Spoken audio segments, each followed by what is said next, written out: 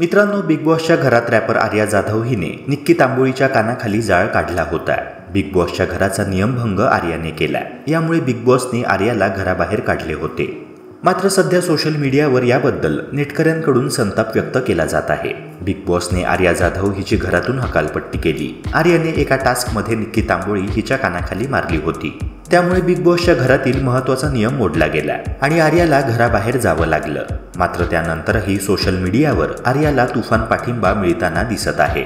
शोचा होस्ट रितेश देशमुख आणि बिग बॉसकडून निक्की उद्धटपणे किंवा राग येईल असे कृत्य करते तेव्हा तिला पाठीशी घातले जाते असा सूर प्रेक्षकांमधून उमटत आहे। निक्कीच्या वागण्यामुळेच ही वेळ ओढावली असे काही नेटकरी म्हणत आहेत। पण मित्रांनो, सोशल मीडियावर आर्याला जसा पाठिंबा मिळतो आहे तसेच निक्की आणि अरबाजचेही अनेक चाहते आहेत। त्यांच्याकडून निक्की, अरबाज आणि बिग बॉसची बाजू मांडली जात आहे।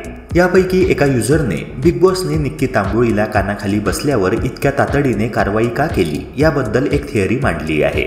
या युजरने बिग बॉसच्या निर्णयाचे समर्थन करताना म्हटले की प्रत्येक चॅनलचे काही बेसिक नियम असतात, त्यानुसार स्पर्धकांकडून कॉन्ट्रॅक्टवर सही करून घेतली जाते। या करारातील नियमांप्रमाणेच प्रत्येक स्पर्धकाने वागले पाहिजे।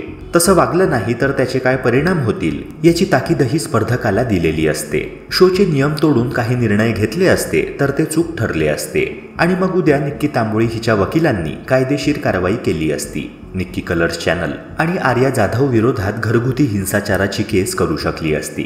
त्यामुळे बिग बॉसला हतबल होऊन आर्याला घराबाहेर काढण्याचा निर्णय घ्यावा लागला। हा निर्णय घेणे बिग बॉसवर बंधनकारक होते।